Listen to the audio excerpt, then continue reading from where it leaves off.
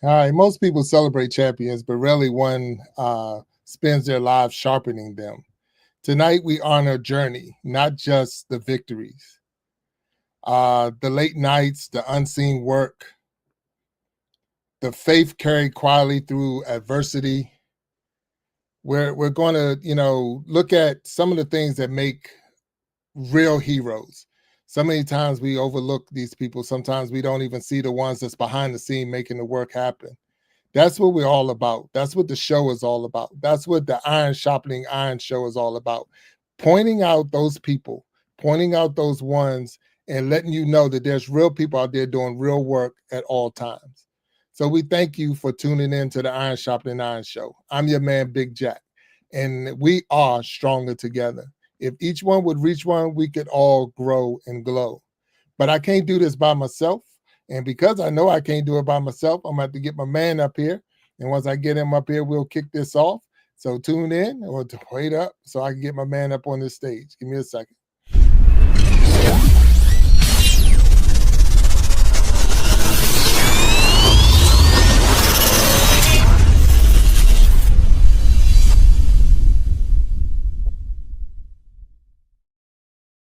There he is. What's up, my brother?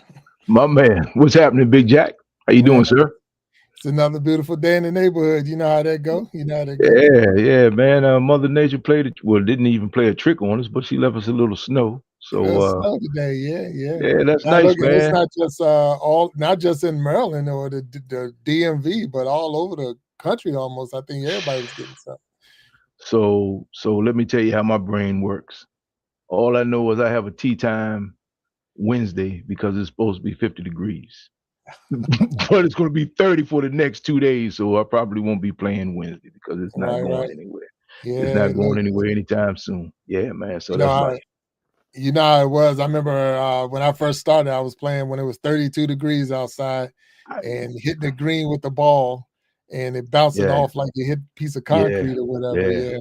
Yeah. So can't even get the tee in the ground. But so I guess if I want to play any golf in the next month or so, I'm gonna have to change my zip code for a week.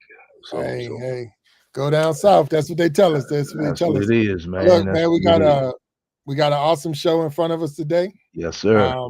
Going way back.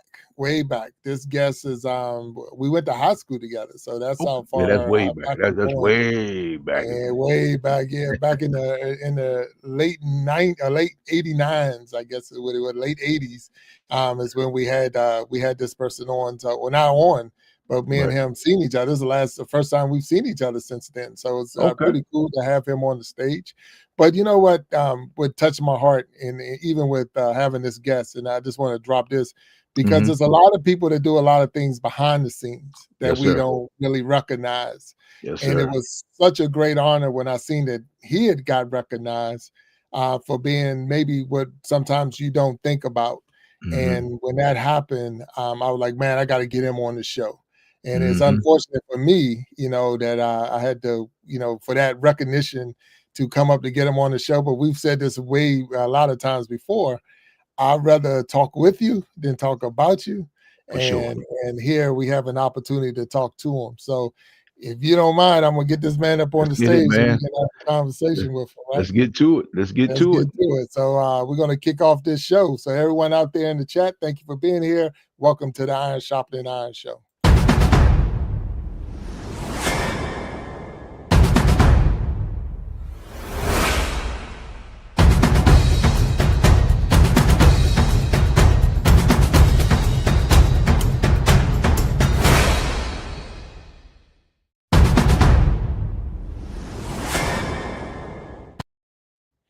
All right, there he is, my man, Juan Marshall. What's up, sir? How you doing? Hey, what's going on, fellas? Hey, Juan. Good to see you, sir. Good. Hey, Juan, like I told you, hey, Juan, I'm with this great. I'm just Big Jack Story Time. Welcome to the Iron Sharpening Iron show. That's my man, Walt Talks. I like that title. Oh, yeah, Iron Sharpening Iron, 100. Yeah, that Proverbs 27:17. Yep. Yep, it is. Man does it all. He does it all. Yes, sir. That's 100%. And that's what we're all about. So this show is designed to we're going to get stronger talking to you. And hopefully while you talking to us, you're going to be strong. And together and we'll help each other Yes. grow and glow, as we pointed out. So letting you know right now, we are live on Facebook, we're live on YouTube, we're live on Twitch, we're live on LinkedIn, and then we'll make cuts of this and put it on Instagram and TikTok and any other social media platforms that's out there. But I'm so glad to have you up on the stage with me tonight. So thank you. Thanks for the invite, man. I really appreciate it. Yeah, I know. So, and you're more than welcome. So, Juan, only big question I need you to do for us or break down for us is introduce yourself to us and to the audience watching right now.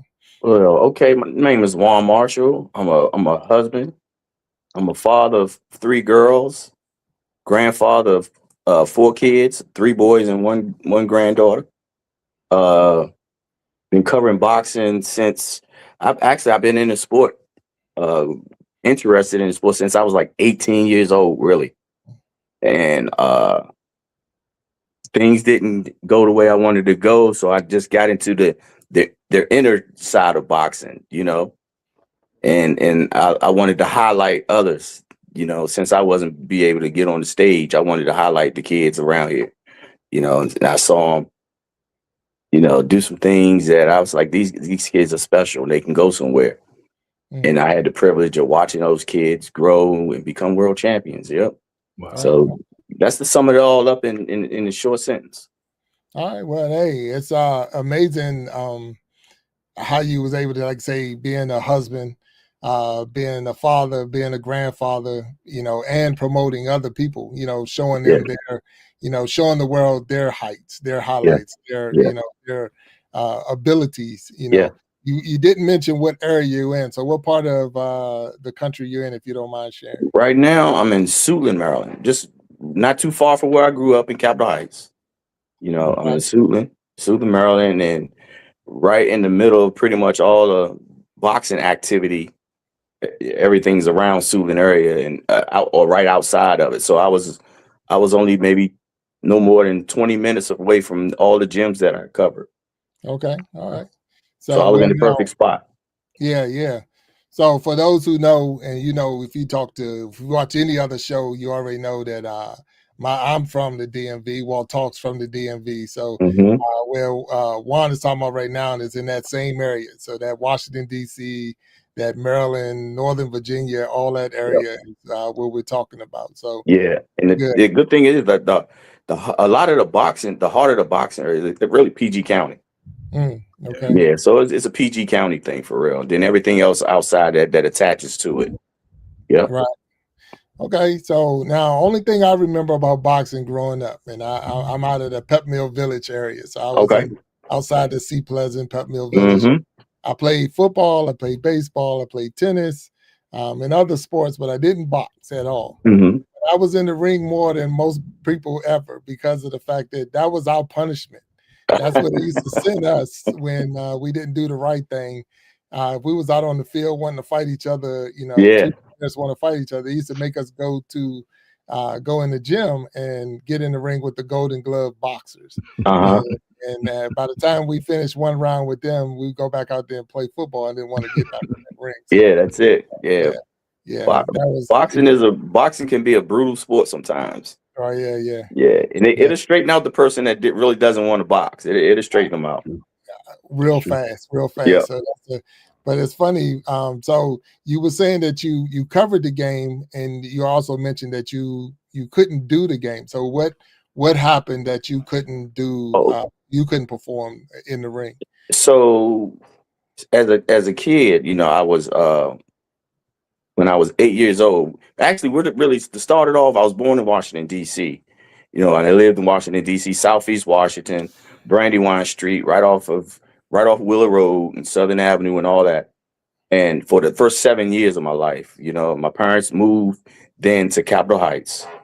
Moved in Capitol Heights we lived off of Capitol Heights Boulevard and Larchmont. And with Glacier Avenue is this popular landmark everybody in the Capitol Heights knows called Big Ben. So we went to Big Ben, the little store right there. We lived right the next street over off of Emo Street, which was Glacier Avenue. We lived at the bottom, last house on the right on Glacier Avenue. And we lived there for about a year. But then my mom and dad found another house in Capitol Heights which we moved not even 5 minutes away. And we moved right over off of Capitol Heights Boulevard on a street called Abdul Street, right there right across the street from the Capitol Heights police station. So we actually lived in the whole town of Capitol Heights. I used to call it Maybury. You know, I used to call it Maybury when I was a kid. I used to call it Maybury. Right. And so at 8, when Christmas time rolled around, I remember like it was my mom bought us a pair of boxing gloves.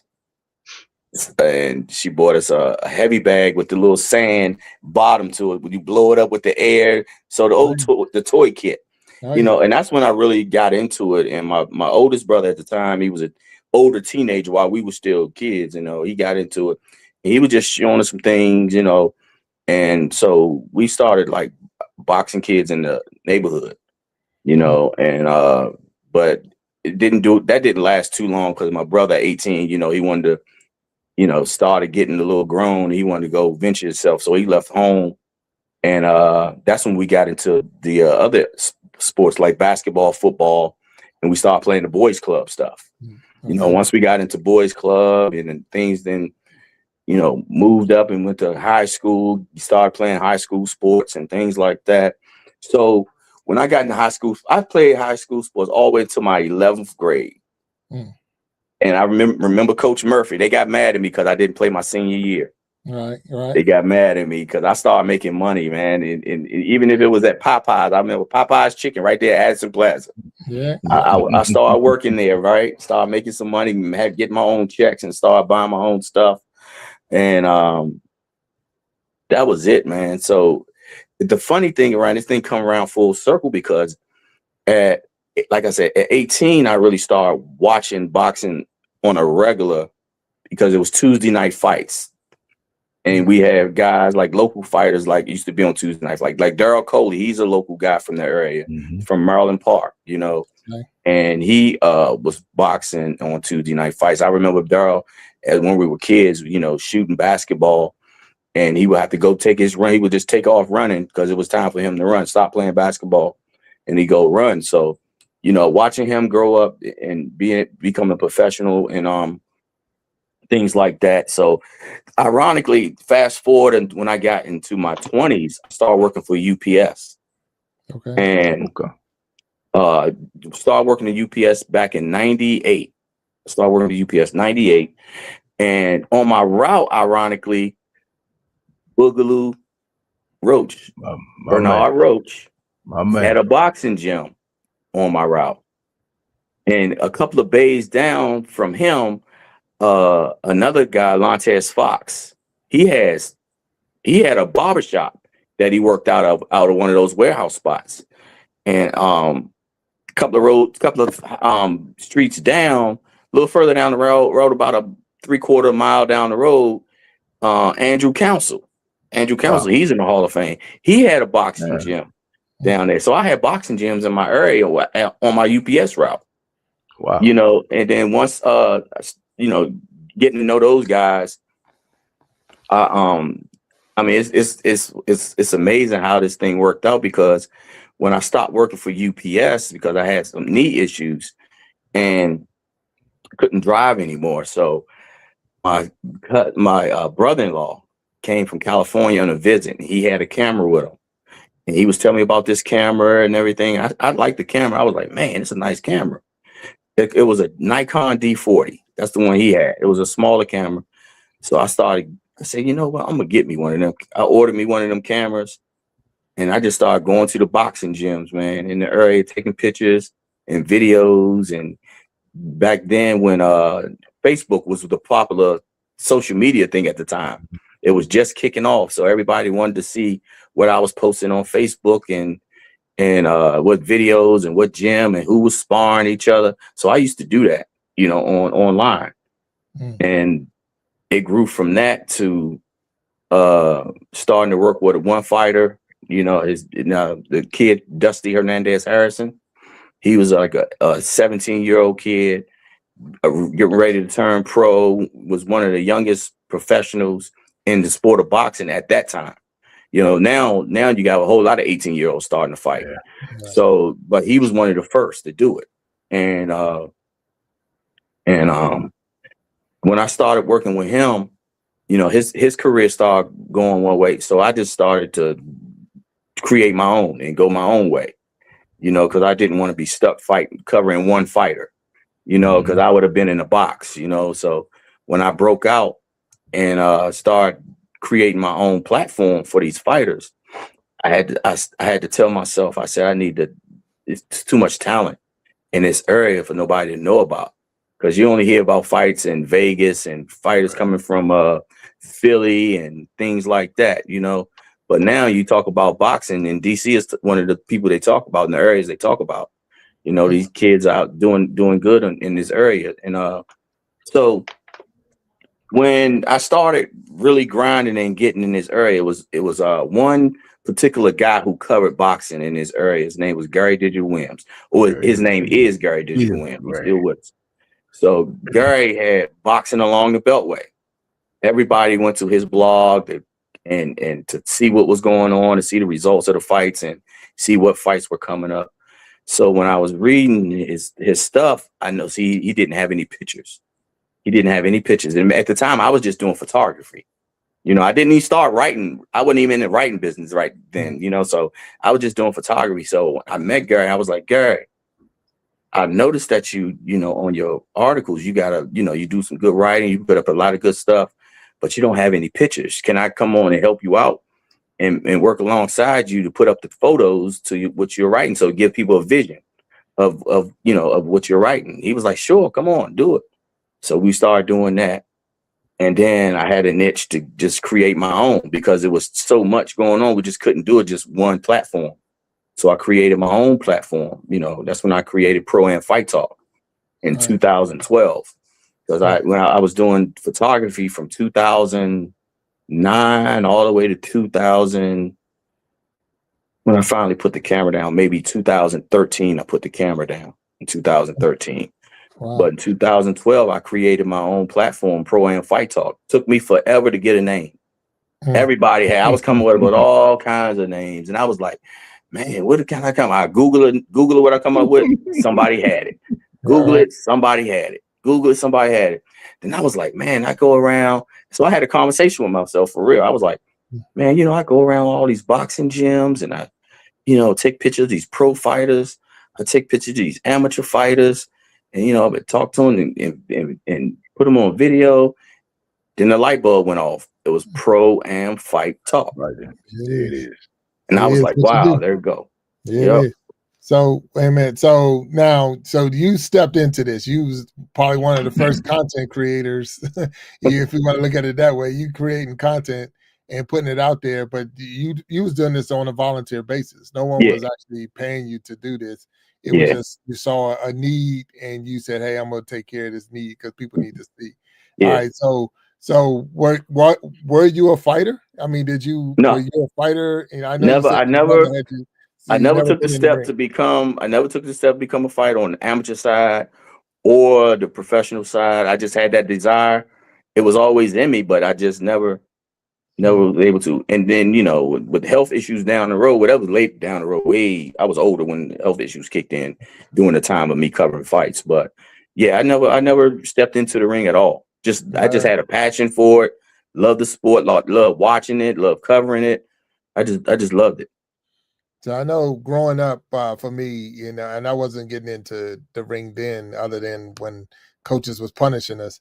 Yeah. But Sugar Ray Leonard coming out our area. So that was like the big one for me. You know, that was the big one. Palmer Park area. You go down there, you see his gym, and you know, Hagler and Hearns was the big, you know, if you saw Sugar Ray, there was Hagler, there was Hearns, and then Duran. So that was like the big circle. Exactly. You know, and Benitez. And Benitez, you're right, Benitez. So that was the circle that we saw, and really that was the only thing I knew about boxing. I didn't know anything. And there was a couple of locals, but you just didn't recognize them. You didn't give them the credit that was due to them because it wasn't, if you didn't know about it. So something that you created, I think it gave one of those boxers a voice and let people now see him outside of, if he wasn't in the gym, now you get to see him. Yep. And then it also introduced us to that world of boxing. It introduced us to another world that you didn't even know was going on. Like I say, inside the rec center, all you thought was there was a pool table where Walt Talks used to bully me on the pool table, and then there was a basketball. Oh, Yeah. this guy. You didn't know they had a Yeah. gym or a ring in there, so when you saw it. Hey, Juan, you know that guy was that size when he was 8. You know that. I know I never saw a small. I never saw a small Bill Jackson. Never saw a small Jack. Never.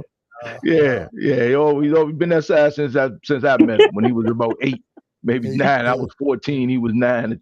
Yeah. 8 or 9. Yeah. So now, so Juan, where did it take you? I mean, other than the DMV, did your ambition and your drive, your reporting, did it take you outside the state? Did you travel around, or what else? So when it started, like I said, I was covering the guy Dusty Hernandez, and as an amateur, when he got signed at 18. He was like 17 turning 18. So the promoter was kind of, wondering, can I sign this kid? Because he's only 17. And will it be legal? But they end up signing him, and he was fighting all his fights with this particular promotion company down in Memphis, Tennessee. Yeah. And for a couple of times he fought down there, and I got a chance to follow him down to Tennessee and all that. And that was my first time really traveling, when it came to that, outside of the DMV area, because that particular DMV fighter was fighting outside of the area, and as time went on, though, I found out that a couple of other fighters used to fight for that promotion company, like Lamont Peterson and Anthony Peterson used to fight, on those promotion cards down there. And then, I had the opportunity, going to the Atlantic City, because most of the fights, a lot of fights that happened on the East Coast before they moved to Barclays, and they were fighting in Atlantic City. So I was definitely going to Atlantic City and up there and watching those guys fight up there and covering those guys. And when I'm not available to go, out of town, I had build relationships with other photographers, and they would, use my platform to be able to get credentials to go shoot if local fighters. And I only gave them that choice to do that if DMV fighters were fighting out of town in the area he was talking about. So when they were fighting out of town, like up in Pennsylvania and things like that, I had a guy up there that would, be able to go shoot for me up there, and I would give him, the credential access for using my platform, and he would be able to get in and go shoot the fight and send me all of the pictures that would, with those guys fighting. So I would be able to keep track of those guys when they, fought out of town. I could be able to stay on top of their career and post up what they were doing and things like that and the results of their fights. So I was able to stay in tune when those guys went out of town. No, that's awesome how you're doing it. I mean, it's like I say, I know the roof still got to be over your head. Food still got to be on the table. Clothes got to still be on your backs. You already said you're a husband, your father, even grandfather. So this doesn't pay the bills. No. So was there a time that you was like, I'm putting in way more work than I'm getting paid for this? Or so during that time, financially, I was good. Financially, I was able to do it and not look back with any regrets and things like that. And the only thing that bothered me when covering this sport is, I built a lot of relationships, and the best relationships I have is the ones outside of boxing, even though I built them in boxing, so you don't have to call me every time and just talk about boxing. Of course, that's going to be part of the conversation, but a lot of the conversation, we can talk about our families. We can talk about whatever health issue you got going on, just real talk, and those are relationships that I cherish the most. And, it's funny you asked, because, and we got on this subject because a great referee just retired, I want to say earlier this year, late last year, Benji Estevez. He was one of the top referees in boxing. We became friends, and he was a Jersey guy. He did all the fights in like New York, Jersey, and that was his main thing. So when they had those big title fights in Jersey, he would be one covering them. So when he retired, he moved to North Carolina, you know, and we had a conversation. And like I said, the best relationships, man, is when, you know, we can talk, and we can talk about family, we can talk about health, we can talk about all that. And we can still mix boxing into it, but that's not the heart of the conversation. Right, right. Yeah. No, that is good. I mean, it is 100%. You know, so many times, like people say, I don't have work relationships. With people I work with, I don't talk to them outside, because anytime we Yeah. get together, all you want to talk about is work. So Yeah. it's like, you know, I'm a real person outside of that arena. Yeah. But Yeah. financially, to finish the question, financially, if especially when it comes to certain things, you got to have a passion for certain things where money doesn't matter, you know. But you don't rob yourself. Right. You know, you don't rob yourself, and you don't drain yourself because you're so passionate about something. So you really got to weigh it. You know, you got to weigh that thing and say, is it really worth it? Because when I first started going to these boxing gyms, my idea was I should open up me a gym. Mm. So with me, with that in mind, covering boxing and then opening up a gym, I was able to see the insides and outs of what it takes to operate a gym while I was covering the sport. So the things that I saw when it came to covering sport is most of the time when all these kids come to these gyms, it is no money in gyms. Yeah. It's no money in boxing gyms because these kids, they come off the street. A lot of them, the coaches are trying to help these kids stay out of trouble. You know, they give them the place to vent. They give them the place to grow. They pointing out, they recognizing who has the real talent and who has the time. You know, who just wants to. The kid that they just want to keep out of trouble. You know, the kid that just want to be babysit by because mom ain't get off work yet, and things like that. So it was when I was able to see that, and I was like, it's no money in boxing. No, I'm sorry, it's no money in boxing gyms. Gyms, yeah. Yeah, it's no money in boxing gyms.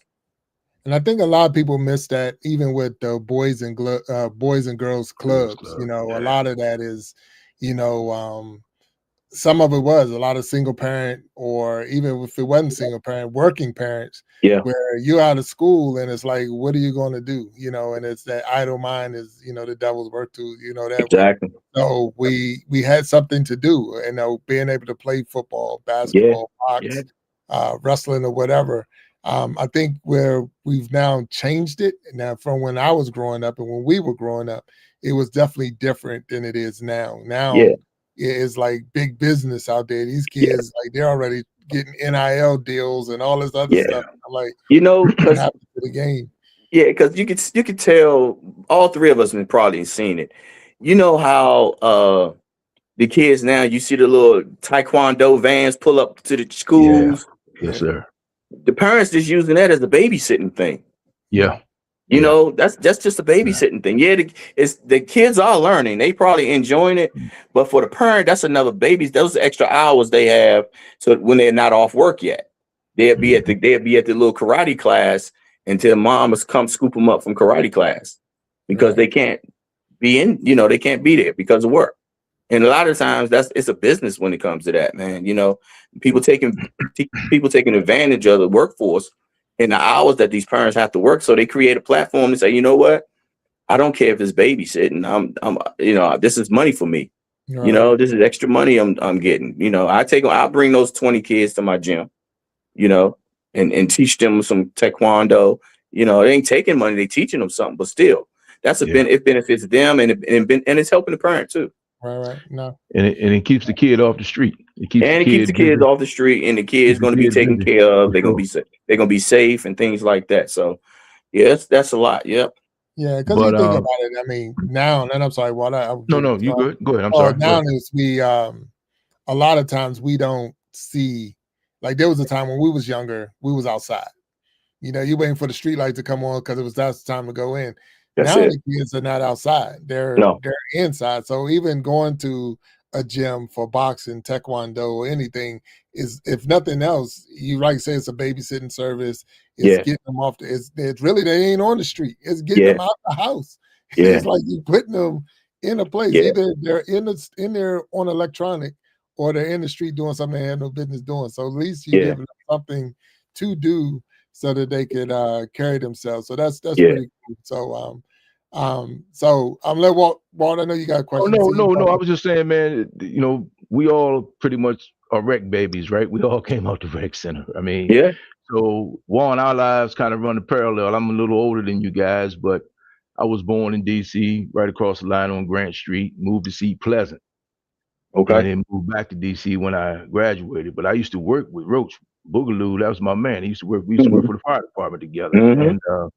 And as far as, you know, guys like you and guys who run gyms, like you said, it's not a lot of money, but thank God for those guys, because guys like yourselves, because you do pour into these kids.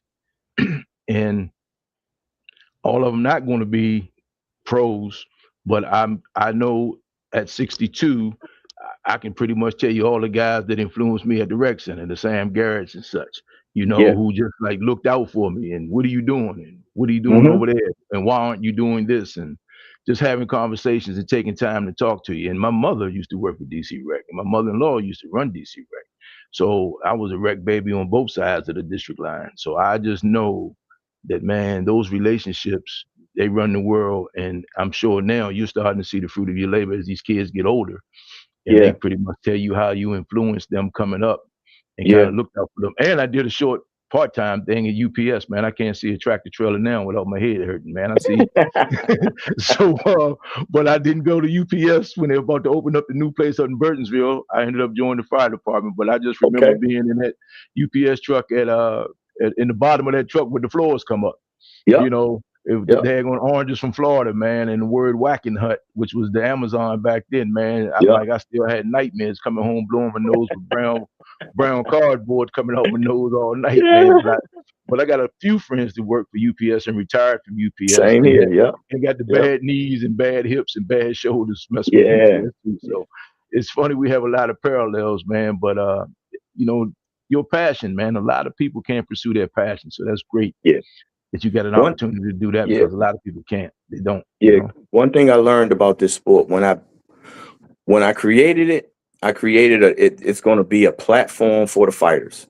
Okay. I didn't want it to be about me. I didn't Mhm. want it to be about anybody else but the fighters. Because it's like you're saying, you know, you were naming fighters from the area. Back in the 90s, we had world champions back in the 90s but people really didn't recognize them because, you know, we had Two Sharp Johnson in Washington, D.C. Yep. He's an international boxing Hall of Famer. Excuse me. We had William Joppy. We had Sean Bay Mitchell. Sean Bay Mitchell and I, we were inducted at the same time in the DC Boxing Hall of Fame. We had Sean Bay Mitchell. Then we had Andrew Council. So all these guys in the 90s was champions at the same time. You had Chop Corley. So it was those 5 guys that had world titles. And that was in the 90s. And after they had their hiatus in the 90s, they went, you know, everything went kind of dormant in this area. Boxing was still going on, but the height of the boxing as far as elevated the world champions, it wasn't happening.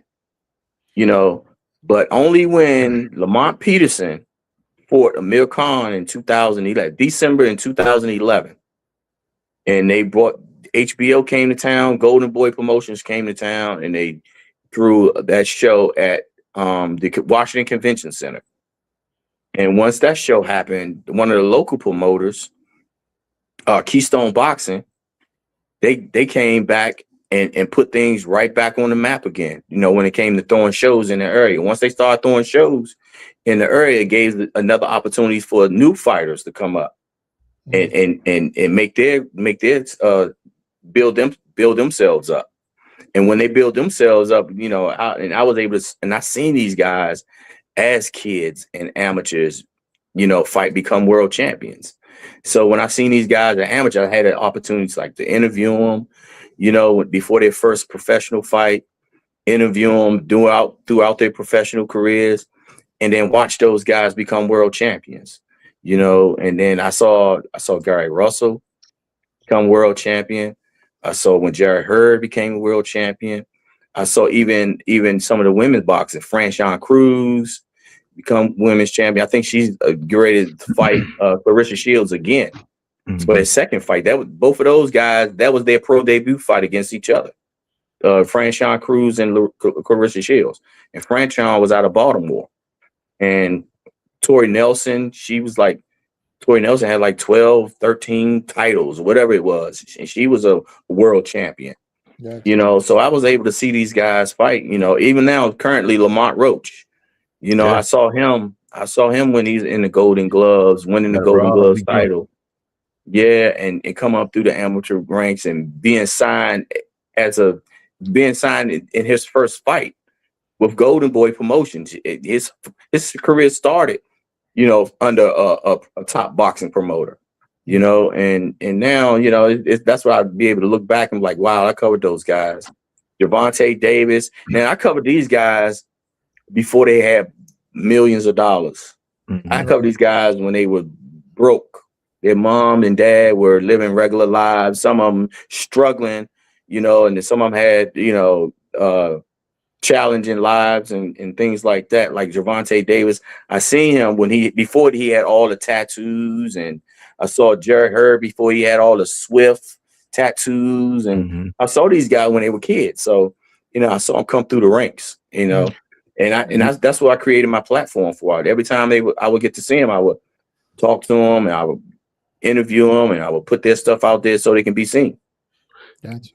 Did you cover Isra Gerger? It was when now. She was retired. Yeah. She's in the boxing Hall of Fame too for women. Exactly. Yeah. Yeah, she beat her husband Marty. Daughter. Marty's a good friend of mine. Her husband Marty. Yep. Yeah.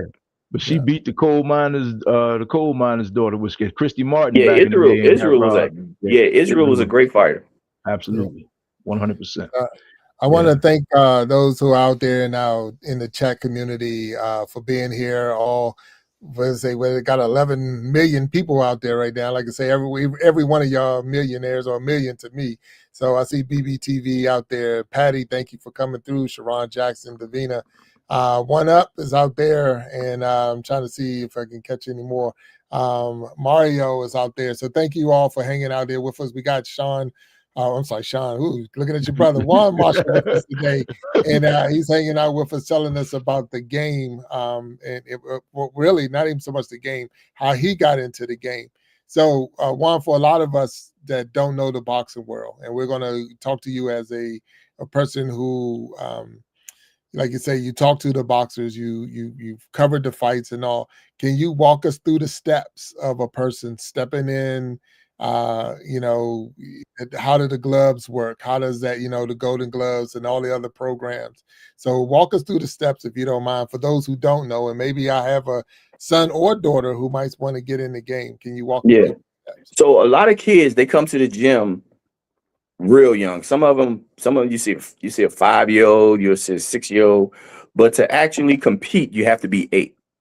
You have to be 8 years old, and you have to compete as an amateur, and you have to get registered, you know, through the Amateur Boxing Association, USA Boxing, which is called. So you get registered USA Boxing, and you go to a gym, and you want to go to a gym that is also registered, you know, to train and everything, and through USA Boxing, so everything will be legit, you know. So, you know, and then you get in there, you train, you have to be dedicated because it's hard.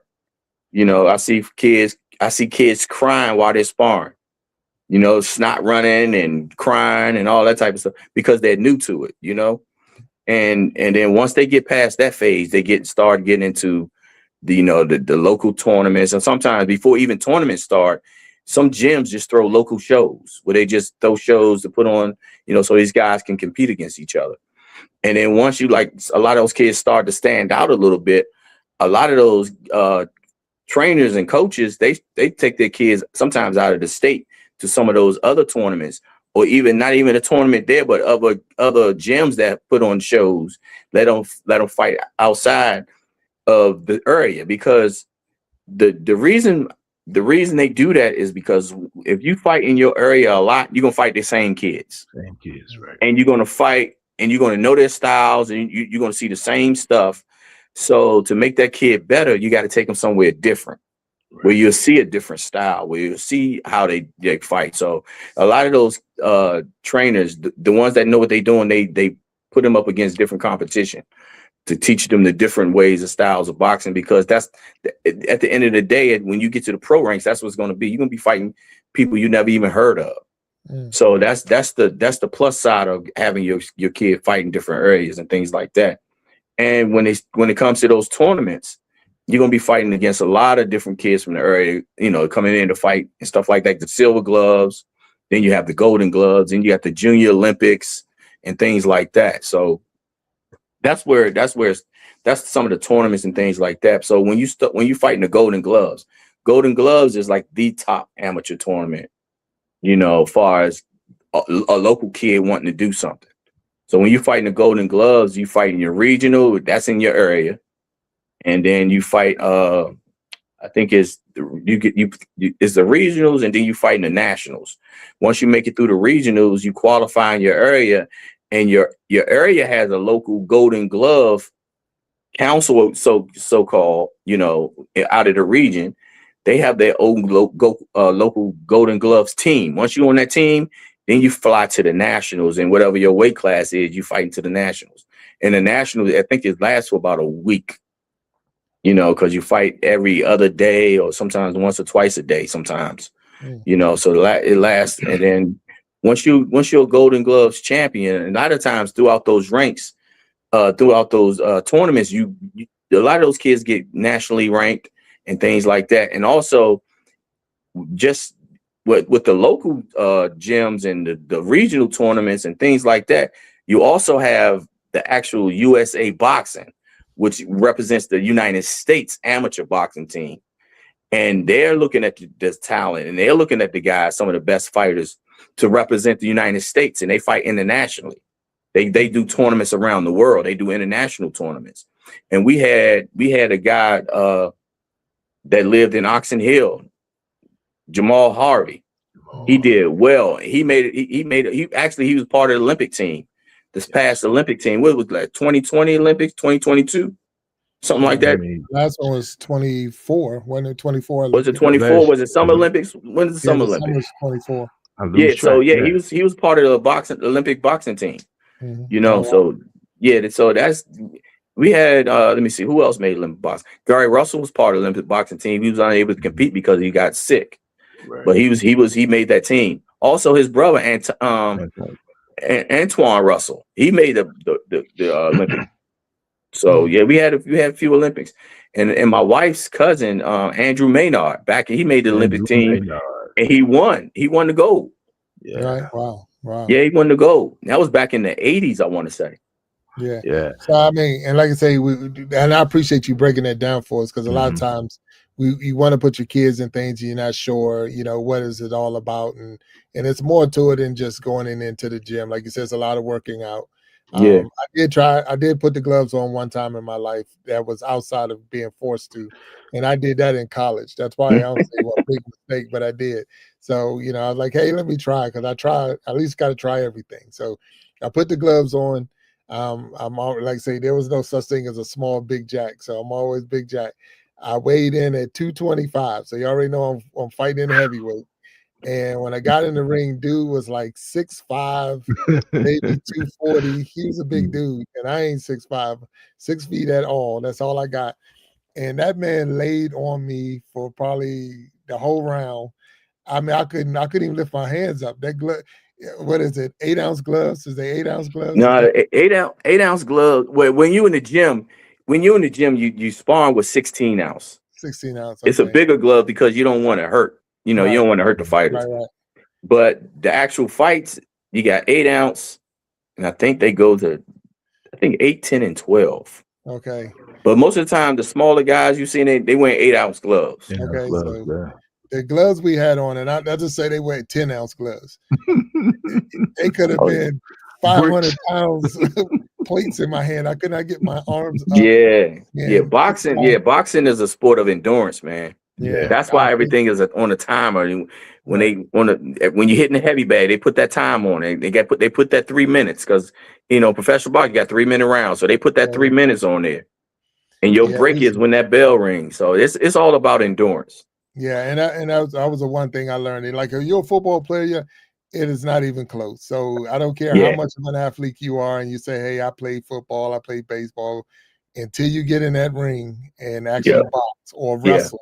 So all yeah, that back and Right. forth. Because I yeah. remember, the workouts that back when the Capitol Center was in Oh the yeah, DMV, yeah, and we used to run from the Capitol Center to Bladensburg High School. Just that was wrestling workouts. You used to run yeah. there, Good and I'm gracious, like, that was a nice little run. Good it was a gracious. nice Yeah. run, but it's like you that, Up and when 202. you get there, they're like, okay, that's one round. Like, what? Yeah, that's one Yeah. round. And that's Yeah, like, yeah. That's holy why a lot cow. of athletes in other sports, they come to boxing trainers to come to the gym and do those workouts for that endurance. Just to get the workout, That's 100%. it. Yeah, just to get the workout. You Yeah. never, and you can do that. So that's Yeah, another thing for pointing out those who are watching this and is going to either watching it live or going to watch it. You can actually join a gym, do yeah. the boxing workout without ever getting in the ring and fighting It's it. anybody. Yeah. Just the workout, just the Floyd punching the Mayweather. bag, He has hitting the a ropes. Go ahead, Walt. Go ahead. Floyd Mayweather has a franchise of Mm, gyms to get the Yeah. boxing workout. Yeah. all right. And Yeah. that's part of the business side too, you know. That's I Yeah. you know, I had an opportunity to talk to a lot of these guys. And I think I wrote something about, I'm not sure if I wrote it or if I said it, but I sit there and I said, every fighter has to know their place Mm, as a professional fighter. Mhm. Everyone is not going to be a champion. At some time in your career, you're going to know that I'm not going to make it. You know, this is not where I'm going to excel in. This is my peak. You know, because age going to set in the business side of the sport is not going to allow you to go but so far. mm, You know, so I said, you make the most money on the opportunities that presented to you. So you got guys that's making money as sparring partners. They go to Mhm. different gyms and get paid from those guys to get ready for fights. You know, they make money on their own, on their own name. You know, they promote themselves, and when it's time to become, when it's time to fight, they got a whole slew of people. They selling T-shirts, they selling everything, selling fight tickets. You know, they getting a percentage of the money from selling the fight tickets, and the negotiations for the biggest purse they can get for that particular fight. So it's a lot of stuff in there, but you got to know your place, mm, when it comes to that sport. And you got to give yourself a time frame, because I tell them, I said, a fighter really, their age lasts, you probably 35 if you're lucky. I If said you like. 35 if you're lucky and you're doing well, you can be able to stay in it for a while. But I right. said, in the real world, average age 35, shoot, you still got another 30 years to work Yeah, yeah. to retire. So you got to think about that. I said, so if you haven't made that 6 figures or that 7 figures by the time you 35, prepare yourself to come out here to the real world and get a job. Work Mm, on that job for 30 more years and be able to retire from it. right. No, But I to, mean, that's reality, 100%. Yeah, Walt, that is on your mind. What's up? no, to your point though, such as yourself, there are a lot of things in boxing, uh, promotions, cameramen, commentators, trainers, hmm, referees. I got a buddy, Malik, who's a ref. Malik Uh, Wale. Waleed, yeah, absolutely. So, Hmm. so there are things in the game that you still need to be aware of how the game works to do, which it makes sense that somebody like yourself is around the game, because it's not a thing that you just come in off. I mean, it's a tight knit community from what I see as an outsider. It's a pretty Yeah, tight knit community, man. So, hey, man, I salute you guys for that, because, you know, DC boxing, man, I go back to when Langley fought Kwawi at the Armory. So, it's just like this, and Johnny Gant, of course. So even before Sugar Ray, Johnny Gant was the hot guy out of DC. So may he rest in peace. So it's just like, man, they game, and when you go to these places and you see all these guys who've been around the fight game for so long, man, it's so cool to just sit back and, I mean, a lot of these guys, but to really watch them operate in their world, it's a sight to see, man. It's incredible, because you guys are plugged in, really tapped in to the way things are going. So the energy, that's where the energy on fight night comes from, when you see all these guys around the fight game who really know the fight game, and then of course the spectators and the novices like myself, to see, man, it's a sight to see, man. It's nothing like it. It's nothing like it. Yeah. So I salute you for that, bro. Yeah. That's a big deal, man. And like you said, you memorialize all of this. You're giving people a platform. You're not a gatekeeper. You're giving them an opportunity to show their work, and you show their work. So that's pretty cool. That's exciting. 100%. So Juan, we want to recognize you made it to the, what is it, the DMV Boxing Hall of Fame? Is he paused? I think he's in pause. I think he did. Yeah. Yeah, it looked like he paused. So okay, we're hoping he get his he get it back. He'll get back. Yeah, out, but it's all right. man. So we'll get it back up. So go ahead, Walt. Yeah, he's done a lot, man. I mean, he's been around. He's got his finger on it, you know. So that's pretty cool, man. And all those guys are coming of age where he's seen them come up through the ranks. So right, and a big thing, even with that, you know, even mentioning the fact that he did that voluntarily. It wasn't it wasn't like he put in an application. He saw it was a need, and he wanted to meet that need, and he actually did something, you know, to help other people. That's huge in itself, and hopefully he can get back up on the stage. He will. And we'll work with him. All you do is hit the link, and you can come back up on the stage. But the big thing is, a lot of times we don't recognize the people that's been doing a lot of work behind the scenes, especially those who volunteer, and they did recognize. So when he gets back in, and I think we're gonna have him back up here. Mm-hmm. We're gonna see when he get back in. So there we go. All right, you back? What's up? I'm back. Took an 8 count. He took an 8 count. Phone got hot. My phone didn't take the heat. Yeah, my phone didn't take the heat. Look, we know the devil is a lie. I'm gonna tell you, the devil is a lie. We already know it. So it was right when I was about to recognize you. He trying to work on it. Yeah, you in the Hall of Fame. So tell us about that. Tell us about being inducted into the Boxing Hall of Fame for DMV. Yeah, Washington D.C. Boxing. It's ironic because I first started this, man. I wasn't doing this to be recognized. I wasn't even thinking about a Hall of Fame. You know, I went to the banquets and things like that, but I was so focused on my platform for the fighters, I didn't even think about, the recognition afterwards. You know, after I retired, I thought I was going to be done. You know what I'm saying? So, I wrote my last article December 2023. So 2024, I said, you know what? That's it. That's it. I don't have a passion for it no more. I don't have a drive for it no more. That's gonna be it, because I don't feel the same when I'm going to cover fights. I used to get excited when shows were coming up. When the excitement stopped, I just like that passion. That told me that passion wasn't there. You know, when 2024 came, I told people I wasn't going to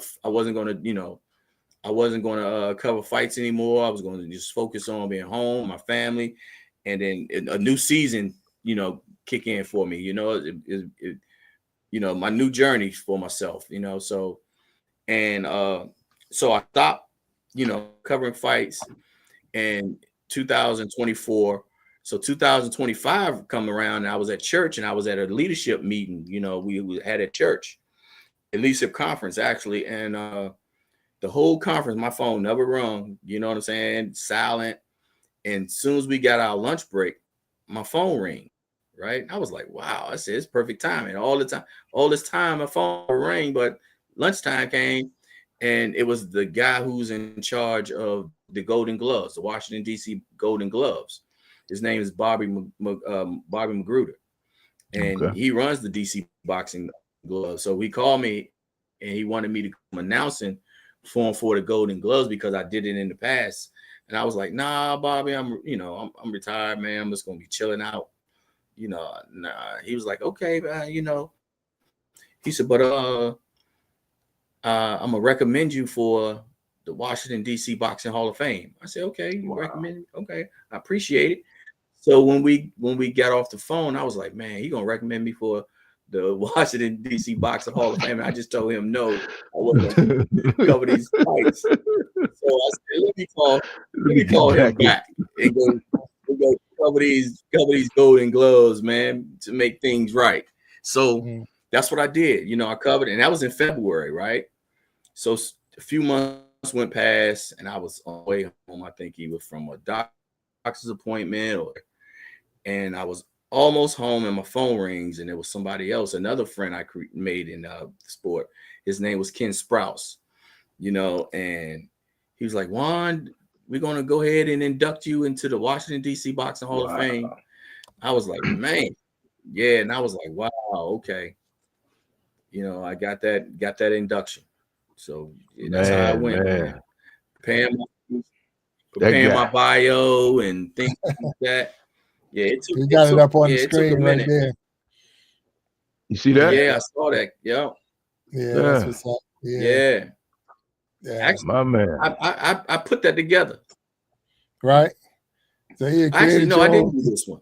This came off a guy who this came off from a guy who he has his own little podcast also. Right. I forgot the name of the show. I forgot it, but yeah. All right. No, but that's nice. I mean, being in again the Washington D.C. Boxing Hall of Fame. So now, Juan, I'm gonna ask you this. The torch. Who's carrying it now? Who is actually covering now that you have retired? You stepped out of the game. You're not doing it. Is there anyone else that's filling your shoes if they can? That's very interesting that you asked that, because during the time Gary and I were covering boxing, right? A lot of people will come up to us and say, can I help y'all? Can I do this? You know, can I work with y'all? And we were telling them. And in my mind, I was like, create your own platform so we can have more people covering the sport on different platforms. You know, I was telling them, create your own, man, so you can grow too, you know? And that's what I was doing. I did that, and a whole lot of people started, you know, covering the sport. But I can only like a handful of people who do it have really a passion for it, because a lot of people doing it for the wrong reasons. Right. People doing it to get access to fights, and they doing it to get to know the fighters, and they just doing it just for the acknowledgement of it, you know. But the passionate people that really do it and had that passion like I had, you know, and one of the guys and he works with a young lady, Lou. That's the name of his show, the Light Skin Lou Show. Yeah. So him and I think his girlfriend, they work together, and that's Lamont Peterson's and Anthony Peterson's brother. Okay. And he does a great job of covering these fighters. He does a real good job. And he would call me, you know, early on, and I was giving him a whole lot of advice and things like that, you know. So yeah, but I appreciate him for definitely jumping on. There's some other, you know, people out there that do it, but sometimes they do it for the wrong reasons. Like I said, you know, they want to be known, they want to be in the sport themselves, they want to work with like promoter, they want to work with this, they want to be, and they're not focusing on their craft, which was how they started. You know, they ventured away from how they started, and it's covering the fighters. You know, they want to be, you know, matchmakers and things like that. But sometimes, like, it's, you know, the truth might hurt them if they hear this, but they have to stay true. Then they'll know why things aren't working out for them, because they ventured away from what their real calling was, and that's what's colored the fighters. Gotcha. You know, wow. So, yeah. So it's very few. It's, to answer the question, it's very few that really do it like Gary and myself did it. You know, because every time we would come to a show, if we would come, they always ask, when you coming back, man? We want you guys to come back. It ain't the same, you know. But, you know, everybody has their time, and my time is up with that. Right. Yeah. So, yeah. So, speaking of time, I'm sorry, but we're at that time of the day. Believe it or not, this was a whole hour. and we knocked it out. But I want to thank you, Juan, for being on the show with us, hanging out with us, walking us down the path of boxing. One, congratulations again for being in the Washington D.C. Boxing Hall of Fame.